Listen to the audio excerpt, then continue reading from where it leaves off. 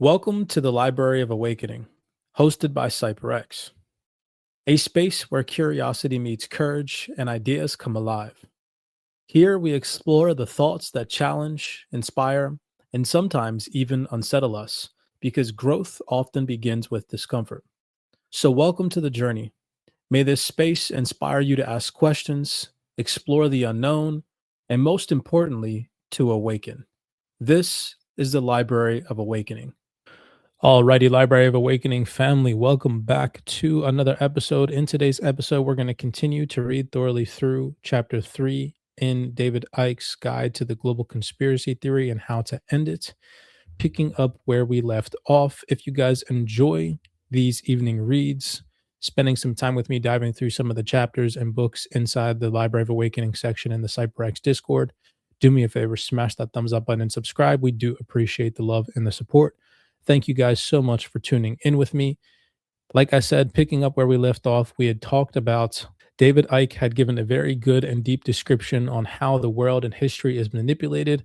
Let's see where things kick off in today's chapter, starting here with the gods. The advanced knowledge on which this global society was founded came from what we would call extraterrestrials, or what I prefer to term interdimensionals. They were peoples from the stars, Hesioids, divine beings in that last quote, and at least some were able to move between dimensions, appearing and disappearing from human sight. Every ancient society has its myths and stories about them under different names, and their appearance and abilities ensured they were perceived as gods by Earth people. In the 1930s, American and Australian servicemen landed their planes in remote parts of New Guinea to drop supplies for their troops. The locals, who had never seen a plane, believed the servicemen were gods, and they had become a focus of religious beliefs. This would have been even more extreme in the ancient world, with advanced beings from other planets, stars, or dimensions, and their flying craft, which were more advanced than anything flown, at least officially, by today's military. These gods, in their various forms, some looking very much like us, some very different, interbred with Earth people to produce the diversity of races that we see today, and implanted their own genetic codes that connected them to human bloodlines.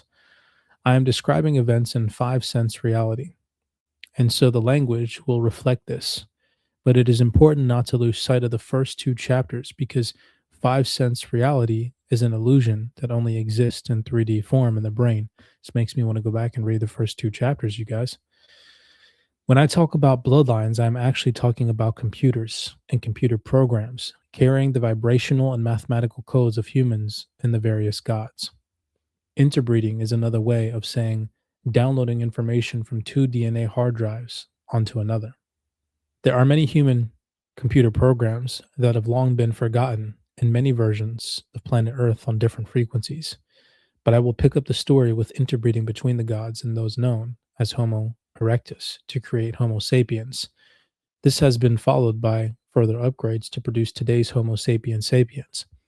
The reptilian race among these gods, some say from the Draco star system, hence Draconian, was a central player in this interbreeding, and it would seem that a tall, blonde-haired, blue-eyed race of extraterrestrial original, often known by UFO researchers as the Nordics, was involved as well, with their genetics, computer software, added to the mix. The Nordics also occasionally had red hair and green eyes, and not coincidentally, the ruling bloodlines of today are obsessed with blonde haired, blue eyed genetics and, to a lesser extent, red haired people. The Zulu shaman, Kridu Mutwa, told me that in Africa, the Nordics are called the Zungai or Zungu and were known to the ancients of that continent. He said that when the white Europeans first arrived in South Africa, the tribal people thought they were returning Zunga and called them by that name. The first appearance of Homo sapiens, or knowing man, is currently estimated to be more than 200,000 years ago, and this fits the period suggested in ancient accounts of extraterrestrial breeding programs, as I will come to shortly. Rebecca Kane, assistant professor of genetics at the University of Hawaii, co authored a study in 1987 in the journal Nature suggesting that All modern humans are descended from a single mother who lived in Africa about 200,000 BC. The connection, she said, was through the mitochondrial DNA, which passes down through the female. This naturally led people to ask if this single mother could have been the biblical Eve, who was in the Garden of Eden with Adam and the serpent, symbolic of the reptilian race.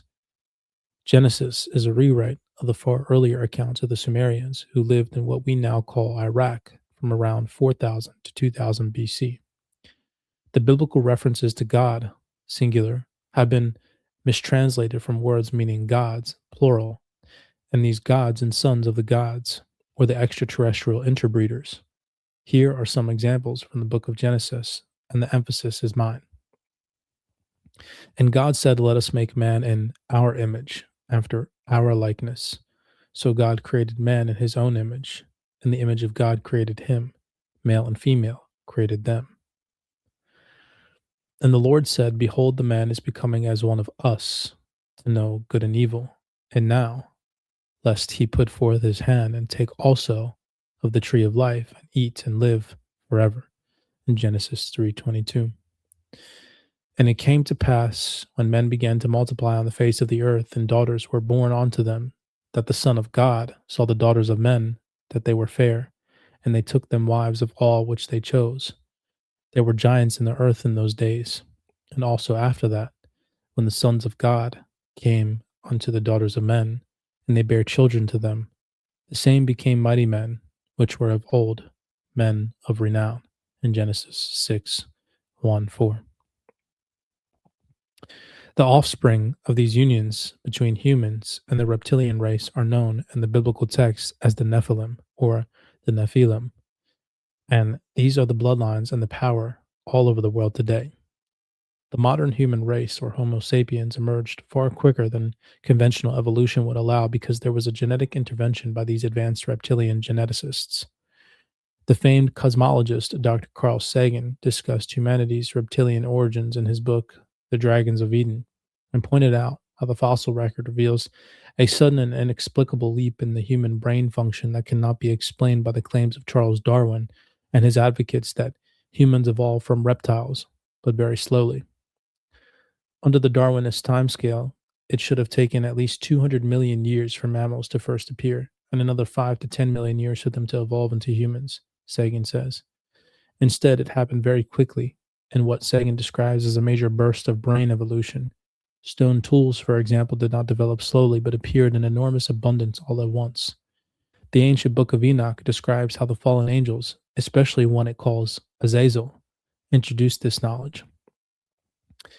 And Azazel taught men to make swords and knives and shields and breastplates, and made known to them the metals of the earth and the art of working them, and bracelets and ornaments, and the use of antimony and beautifying of the eyelids, and all kinds of costly stones and coloring tinctures. And there arose much godlessness, and they committed fornication, and they were led astray, and became corrupt in all their ways. Semjaza taught enchantments and root cuttings. Armoros, the Reso enchantments. Berajiqual taught astrology, and Mabel the constellations and the knowledge of the clouds. Erekiel, signs of the earth. Shamsiel, the signs of the sun. And Sariel, the course of the moon. As the human fetus is forming into a baby, it goes through many stages which connect with the major evolutionary points in the development of the present physical form. These include connections with non primate mammals, reptiles, and fish. There is a point at which the embryo develops gills. It is very much like those of birds, sheep, and pigs until the 8th week when it goes down its own evolutionary way. Reads a different software program. Occasionally, the genetic instructions fail to read the latest script, and some babies are born with tails. These are called caudal appendages and form in the lower lumbar region. Most are immediately removed by doctors, but in some poorer countries where such medical support is not available, there are people who live their whole lives with tails. Pheromone is the substance secreted and released by animals so they can be detected by members of the same species. The pheromones in human women and iguanas are a chemical match. The tale of Adam and Eve is symbolic of what happened. An ancient Jewish text known as the Haggadah does not describe the reptile in the Garden of Eden as a snake, but as a two-footed serpent that stood upright and was as tall as a camel. In Jewish lore, Eve is seen as an ancestral mother of the Nephilim and is associated with the Hebrew words meaning life and snake. Ancient accounts found at Nag Hammadi in Egypt in 1945 also say that Adam and Eve had horny, luminous skin. Some of the star races that may well have been benevolent included some that took reptilian form, but many were not, and wars erupted for control of the planet. One race of the reptilian entities was especially malevolent, and it was the bloodline that they created in their breeding programs that became the elite families that have systematically increased their power and influence to the point where they control most of the major positions of political, economic, media, and military power today. The elite royal aristocratic and money families are not obsessed with breeding amongst themselves for no reason. They are seeking to protect their genetic computer code connection to the reptilian gods to keep it pure. The open minded end of mainstream science now has to address the obvious. A group of researchers at the Human Genome Project say they believe that 97% of non coding DNA, what is termed junk DNA, is the genetic code of extraterrestrial life forms. Professor Sam Chang, the group leader, maintains that the overwhelming majority of human DNA is off world origin, and the apparently extraterrestrial junk genes merely enjoy the ride with hard-working, active genes passed from generation to generation. After comprehensive analysis with the assistance of other scientists, computer programmers, mathematicians, and other scholars, Professor Chang began to consider if junk DNA was created by some kind of extraterrestrial programmer. The alien chunks within human DNA, Professor Chang says, have their own veins, arteries, and immune systems that vigorously resist all our anti cancer drugs.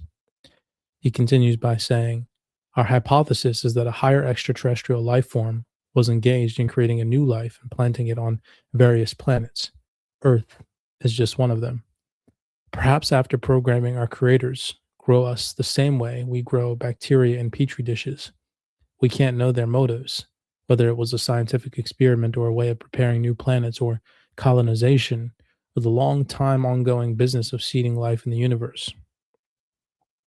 Professor Chang speculates that the apparent extraterrestrial programmers were probably working with one big code, consisting of several projects that have produced life forms on various planets. He suggested that perhaps they wrote the big code, executed it, did not like some function, changed it or added a new one, executed it again, made more improvements, tried again and again.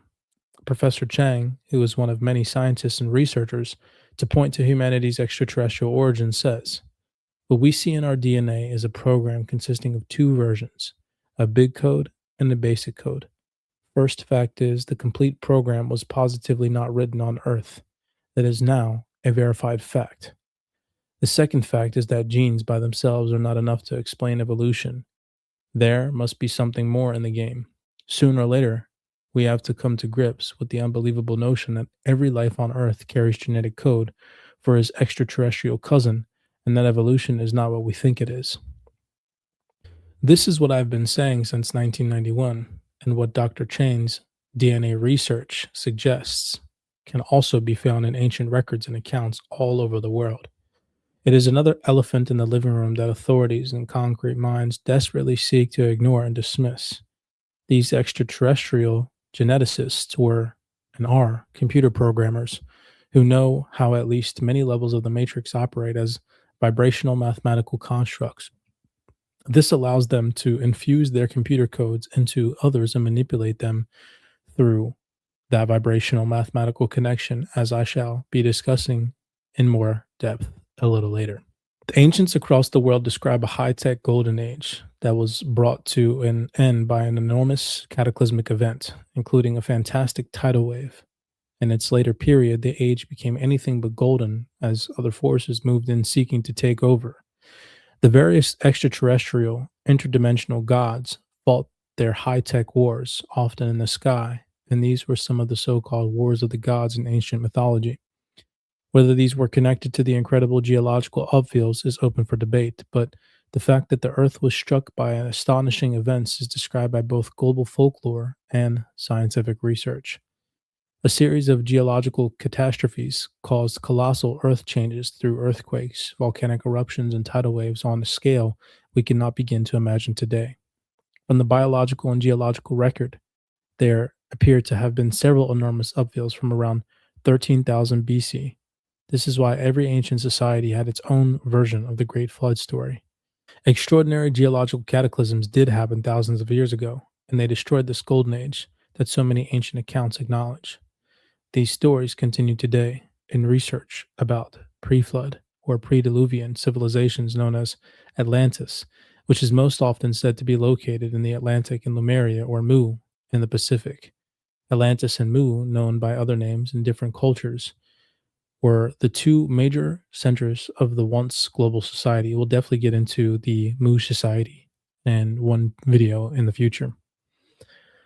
The Nordic type extraterrestrials were based in Atlantis before the flood, and the reptilian race was primarily in Mu or Lemuria.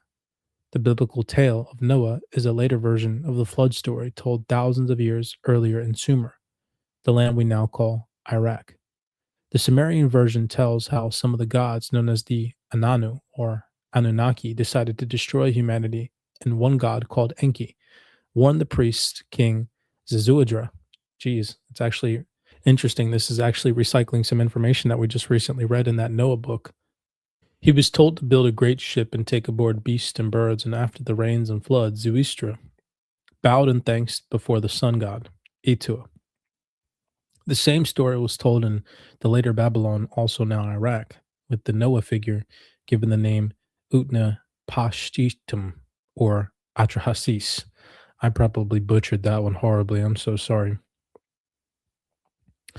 You can also find the flood story in Egypt, Assyria, Chaldea, Greece, Arcadia, Rome, Scandinavia, Germany, Lithuania, Transylvania, Turkey, Persia, China, New Zealand, Serbia, Burma, Korea, Taiwan, Philippines, Sumatra, Islam, and Celtic lore among native peoples throughout North, South, and Central America, Africa, Asia, Australia, and the Pacific. Each society or tribal people may have used different names and added their own spin here and there, but they all tell the same basic story.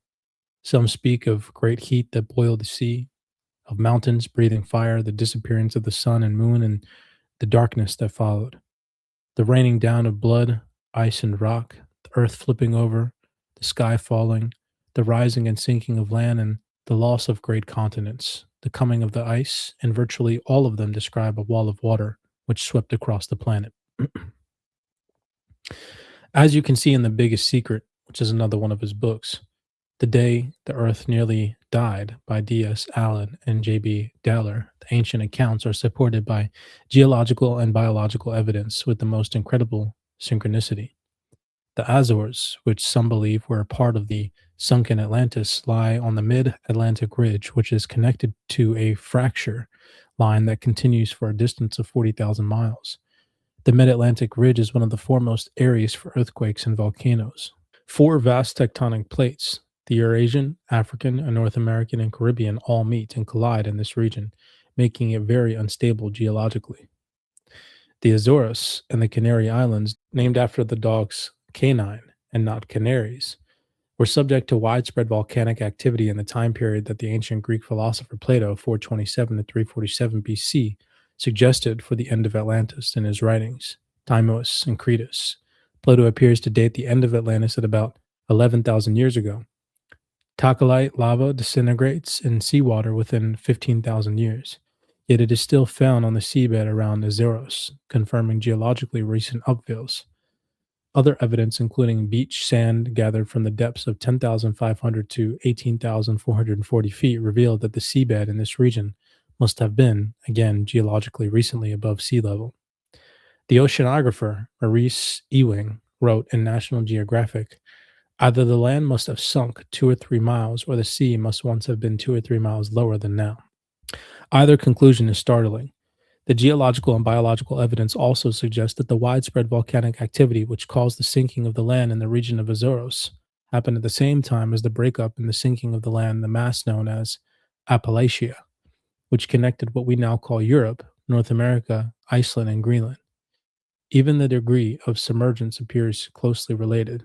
Similar evidence can be produced to support the view that the continent known as Mu or Lemuria now rests on the bed of the Pacific and that the islands of the Pacific are its remnants.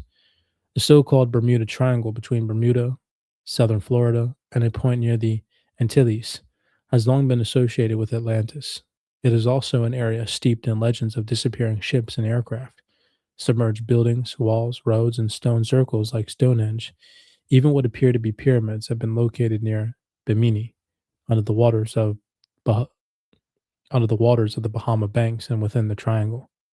Some other facts that most people don't know is that the Himalayas and the Alps and the Andes mountain ranges only reached anything like their present height around 11,000 to 3. Some other facts that most people don't know is that the Himalayas and Alps and Andes mountain ranges only reached anything like their present height around 11,000 to 13,000 years ago. Lake Titicaca on the Peru and Bolivian border is to be the highest navigable lake in the world. At some 12,500 feet, around 13,000 years ago, much of that region was at sea level, whereas so many fish and other ocean fossils found up. Why are so many fish and other ocean fossils found high up in the mountain ranges? Simple. Those mountains were once at sea level, and recently, so in geological terms, too. There were also mass extinctions in the same period. Today, there is increasing acceptance that the Earth has suffered some colossal geological upheaval, and what happened could have affected the solar system as a whole.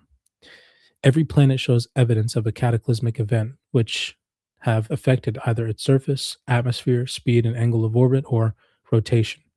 Plato wrote in his work Laws that agriculture began at high elevations after a gigantic flood covered the lowlands. The botanist Nikolai Ivanovich Vivalov, geez Louise, sorry if I butchered that one. The botanist Nikolai Ivanovich Vivalov studied more than 50,000 wild plants collected from around the world and found that they originated in only 8 different areas, all of them mountain terrain. A tidal wave of the magnitude described in the ancient accounts would have produced pressures on the Earth's surface of 2 tons per square inch, creating mountain ranges and fossilizing everything within hours. Artificial stone today is formed by pressures of this magnitude. Intact trees have been found fossilized, and that would be impossible unless it had happened in an instant. The tree would normally have disintegrated before it could be fossilized over a long period. The cataclysm caused an instant freezing in some parts of the earth, hence mammoths have been found embedded in ice still standing up and in the process of eating. The upheavals of the ancient world destroyed the advanced global society, or golden age that existed before, and humanity had to start all over again. If you believe that is far fetched, think about today's society. It may be advanced on one level with power grids, computer systems, and all the rest. Such technology can perform apparently miraculous feats, like typing an email and having it read by someone on the other side of the world seconds later. But what would happen to this technological society if we experienced a global catastrophe that devastated the planet? Within minutes, we would be living in a technological stone age. It would be a primitive, everyone for themselves, find your own food, shelter, and warmth, free for all. Look what happened after the Asian tsunami and the New Orleans flood. As time and generations passed, the memory of the technological world we have today would fade ever more rapidly and only be preserved in stories and myths, which would more and more be seen as crazy tales and figments of the imagination. Most people would deny such a world ever existed when it would be so at odds with their daily experience. We would have the same we can't do it so it can be done mentality that once laughed at the very idea that we could fly into space. The official history in that post cataclysmic society would only begin with records left by humanity once they had re advanced to a certain level. Only then would they write or symbolize accounts of their history, and this would be based on stories passed verbally through earlier generations. Such a point could take hundreds, even thousands of years after the global geological destruction. I'm convinced that there was another consequence of these enormous upheavals, maybe even the cause of them, and that was a fall down, the frequencies, into a denser reality, the fall of man, that is talked about. You have to be very careful with information that comes through physics and channels who claim to access other dimensions. It can be exceptionally accurate or utter tosh, depending on the quality of the channel. But I had some explanations channeled for me in 1990 about what happened at the end of Atlantis that have become increasingly profound the more that I have learned and understood. I will let you read all of what was said near the end of the book because it is so relevant to what is happening today. But in the context of where we are now in the story, it said this about the closing days of Atlantis. There were many energies being used and information and knowledge being used, which were particular reasons for safety withdrawn, shall we say, to prevent complete catastrophe, to prevent total destruction of your planet. One could say these were sort of emerging measures, if you like, to prevent the inhabitants of this planet from an untimely destruction. The more powerful the energies, information available, the greater potential for creation and destruction. It would seem that certain energies that made the advanced global society possible were withdrawn to stop them being used to destroy everything, and this changed the frequency level that the human computer was able to access. These energies are now returning, which is why so many people are beginning to wake up. But the effect at the end of Atlantis was to plunge the world into greater density and comparative ignorance. So I hope that you guys enjoyed today's read. Tune in for part 3 as we finish David Icke's Guide to the Global Conspiracy and How to End It. If you guys enjoyed tonight's episode, do me a favor, smash that thumbs up button and subscribe. We do greatly appreciate it. I hope that wherever you are at in the world and whatever you are doing, you are having an amazing day. With that being said, be cognizant, be aware, and I will see you all in the next episode. I know some of the perspectives that I share may be as challenging for you as they once were for me. But isn't that the beauty of exploration? Every perspective, no matter how unconventional, has something valuable to contribute to it if it's shared. Knowledge is not absolute. It's a living, breathing phenomena, shaped and reshaped over time. The important thing is not always be right, but to always be curious. Explore freely, share boldly, and learn deeply. And don't rely solely on others to validate your discoveries. Stand firm in integrity, even in the face of criticism. Remember that growth always means embracing the humility to admit when we're wrong. Learning from our errors is not a setback, it's the very essence of our progress. So, welcome to the journey. May this space inspire you to ask questions, explore the unknown, and most importantly, to awaken. This is the Library of Awakening,